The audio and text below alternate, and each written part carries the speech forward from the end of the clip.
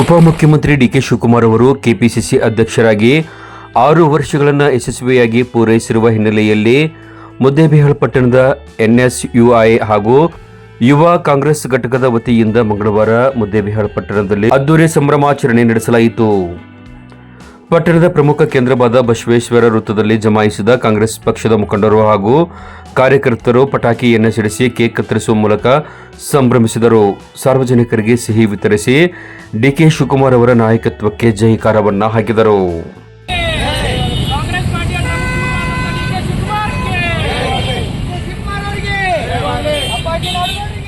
ಈ ಸಂದರ್ಭದಲ್ಲಿ ಮಾತನಾಡಿದ ಎನ್ಎಸ್ಯುಐ ರಾಜ್ಯ ಪ್ರಧಾನ ಕಾರ್ಯದರ್ಶಿ ಸದ್ದಾಂ ಕುಂಟೋಜಿ, 2020ರಲ್ಲಿ ಪಕ್ಷ ಸಂಕಷ್ಟದಲ್ಲಿದ್ದಾಗ ಡಿಕೆ ಶಿವಕುಮಾರ್ ಅವರು ಜವಾಬ್ದಾರಿಯನ್ನು ವಹಿಸಿಕೊಂಡರು. ತಮ್ಮ ಸಂಘಟನಾ ಚತುರತೆಯಿಂದ ರಾಜ್ಯಾದ್ಯಂತ ಕಾಂಗ್ರೆಸ್ ಪಕ್ಷವನ್ನು ಬಡಿದೆಬ್ಬಿಸಿ ಅಧಿಕಾರಕ್ಕೆ ತರುವಲ್ಲಿ ಪ್ರಮುಖ ಪಾತ್ರವನ್ನು ವಹಿಸಿದ್ದಾರೆ ಎಂದರು. ಕನಕಪುರದ ಬಂಡೆ ಪ್ರಬಲ್ ಶೂಟರ್ ಅಂತ ಹೇಳಿ ಖ್ಯಾತಿಯಾಗಿರುವ ಕೆಪಿಸಿಸಿ ಅಧ್ಯಕ್ಷರು ಹಾಗೂ ಘನ ಸರ್ಕಾರದ ಉಪಮುಖ್ಯಮಂತ್ರಿಗಳಾದಂತಹ ಮಾನ್ಯ ಡಿಕೆ ಶಿವಕುಮಾರ್ ಅವರು ಇವತ್ತಿನ ದಿವಸ ಕೆಪಿಸಿಸಿ ಅಧ್ಯಕ್ಷರಾಗಿ 6 ವರ್ಷ ಪೂರೈಸಿದ್ದಾರೆ. ಪ್ರಥಮವಾಗಿ ಅವರಿಗೆ ಶುಭಾಶಯಗಳನ್ನು ಕೋರುತ್ತಾ 2020ರಲ್ಲಿ ಅವರು ಪಕ್ಷದ ಅಧ್ಯಕ್ಷರಾಗಿ ಪದಗ್ರಹಣವನ್ನು ಮಾಡಿದರು, ಅಧಿಕಾರ ಸ್ವೀಕಾರ ಮಾಡಿದರು. ಆಗಿನ ಕಾಂಗ್ರೆಸ್ ಪಕ್ಷ ಒಂದು ಸಂದಿಗ್ಧ ಪರಿಸ್ಥಿತಿಯಲ್ಲಿ ಇತ್ತು. ಸತತ ಸಂಘಟನೆ ಮಾಡಿ ಕಾಂಗ್ರೆಸ್ ಪಕ್ಷವನ್ನು ಇಡೀ ಕರ್ನಾಟಕದಂತ ಪ್ರವಾಸ ಮಾಡಿ ಒಳಪಡಿಸಿದಂಥ ಖ್ಯಾತಿ ಮಾನ್ಯ ಡಿ ಕೆ ಶಿವಕುಮಾರ್ಗೆ ಸಲ್ಲುತ್ತದೆ. ಏನು 2023 ವಿಧಾನಸಭೆ ಚುನಾವಣೆ ಮುಂಚೆ ಮಾನ್ಯ ಡಿ ಕೆ ಶಿವಕುಮಾರ್ ಹಾಗೂ ಮಾನ್ಯ ಸಿದ್ದರಾಮಯ್ಯ ಸಾಹೇಬರು ಚೆಕ್ಕಿನ ಮೇಲೆ ಗ್ಯಾರಂಟಿಯ ಯೋಜನೆ ಸೈನನ್ನು ಸಿಗ್ನೇಚರ್ ಮಾಡಿದರು.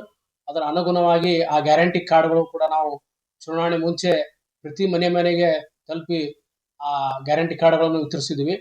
ಸರ್ಕಾರ ಬಂದ ತಕ್ಷಣವೇ ಪ್ರಥಮ ಕ್ಯಾಬಿನೆಟ್ನಲ್ಲೇ ಗ್ಯಾರಂಟಿ ಯೋಜನೆಗಳು ಏನು ಪಂಚ ಗ್ಯಾರಂಟಿಗಳು 5 ಗ್ಯಾರಂಟಿಗಳು ಸರ್ಕಾರ ವಾಗ್ದಾನ ಮಾಡಿತ್ತು, ಅದನ್ನು ಅನುಷ್ಠಾನಕ್ಕೆ ತಂತು.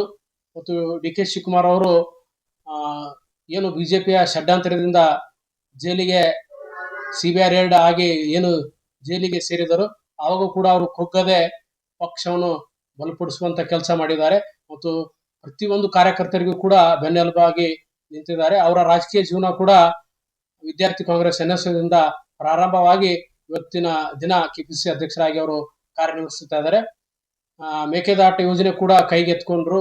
ಹಲವಾರು ಕರ್ನಾಟಕ ರಾಜ್ಯದಲ್ಲಿ ಅಭಿವೃದ್ಧಿ ಪಡುವಂತ ಕೆಲಸ ಮಾಡುವಲ್ಲಿ ಅವರು ಸಫಲರಾಗಿದ್ದಾರೆ. ಮತ್ತೊಮ್ಮೆ ಅವರಿಗೆ ಶುಭಾಶಯಗಳನ್ನು ಕೋರಿ ಬರುವ ಮುಂದಿನ ದಿನಮಾನದಲ್ಲಿ ಕಾಂಗ್ರೆಸ್ ಪಕ್ಷ ಅವರಿಗೆ ಇನ್ನ ಹೆಚ್ಚಿನ ಅಧಿಕಾರವನ್ನು ಸ್ಥಾನವನ್ನು ಕೊಟ್ಟು ಗೌರವಿಸಬೇಕು.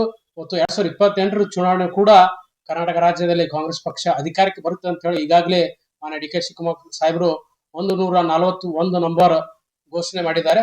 ಅದರ ಅನುಗುಣವಾಗಿ ಇಡೀ ಕರ್ನಾಟಕದಂತ ಕಾಂಗ್ರೆಸ್ ಪಕ್ಷದ ಕಾರ್ಯಕರ್ತರು ಅವರ ಬೆನ್ನೆಲುಬಾಗಿ ನಿಂತು ಅವರಿಗೆ ಹೆಗಲಿಗೆ ಹೆಗಲು ಕೊಟ್ಟು ಕೆಲಸ ಮಾಡಿ ಮತ್ತೊಮ್ಮೆ ಕಾಂಗ್ರೆಸ್ ಪಕ್ಷದ ಸರ್ಕಾರ ಈ ಕರ್ನಾಟಕ ರಾಜ್ಯದಲ್ಲಿ ಬರುವಂತ ಕೆಲಸ ನಾವೆಲ್ಲರೂ ಮಾಡಿ. ಪುರಸಭೆ ನಿಕಟಪೂರ್ವ ಅಧ್ಯಕ್ಷ ಮೆಹಬೂಬ್ ಗಳಸಂಗಿ ಮಾತನಾಡಿ, ಮುಖ್ಯಮಂತ್ರಿ ಸಿದ್ದರಾಮಯ್ಯ ಹಾಗೂ ಡಿಕೆ ಶಿವಕುಮಾರ್ ಜೋಡಿಯು ರಾಜ್ಯಕ್ಕೆ ಪಂಚ ಗ್ಯಾರಂಟಿಗಳನ್ನು ನೀಡುವ ಮೂಲಕ ಜನಸಾಮಾನ್ಯರ ಬದುಕಿಗೆ ಆಸರಿಯಾಗಿದೆ. ಇವರ ಅವಧಿಯಲ್ಲಿ ರಾಜ್ಯವು ಅಭಿವೃದ್ಧಿಯತ್ತ ಸಾಗುತ್ತಿದೆ ಎಂದು ಶ್ಲಾಘಿಸಿದರು. ಜಿಲ್ಲಾ ಯುವ ಕಾಂಗ್ರೆಸ್ ಪ್ರಧಾನ ಕಾರ್ಯದರ್ಶಿ ಮೊಹಮ್ಮದ್ ರಫೀಕ್ ಶಿರೋಳ್ ಮಾತನಾಡಿ, ಡಿಕೆ ಶಿವಕುಮಾರ್ ಅವರು ಹೇಳಿರುವಂತೆ ಮುಂದಿನ ಚುನಾವಣೆಯಲ್ಲೂ ಕಾಂಗ್ರೆಸ್ 141 ಸ್ಥಾನಗಳನ್ನು ಗೆಲ್ಲುವ ಮೂಲಕ ಮತ್ತೆ ಅಧಿಕಾರ ಹಿಡಿಯಲಿದೆ.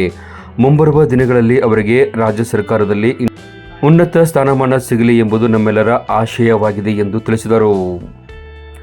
ಕಾರ್ಯಕ್ರಮದಲ್ಲಿ ಮುಖಂಡರುಗಳಾದ ಹುಸೇನ್ ಮುಲ್ಲಾ, ಸಿಕಂದರ್ ಜನವೇಕರ್, ಬಾಬಾ ಪಟೇಲ್, ರಾಮಣ್ಣ ನಾಯಕ್, ಮಕ್ಕಳ ದಾಬಲ್ ಗೊಳಸಂಗಿ, ಸಮೀರ್ ದ್ರಾಕ್ಷಿ, ರಂಜಾನ್ ನದಾಬ್, ಅಬುಬಕರ್ ಹಡಗಲಿ, ಅಭಿಷೇಕ್ ಕಲಾಲ್ ಮತ್ತು ಚಲ್ವಾದಿ, ಚಂದ್ರು ಚಲ್ವಾದಿ ಸೇರಿದಂತೆ 106 ಕಾರ್ಯಕರ್ತರು ಭಾಗವಹಿಸಿದ್ದರು.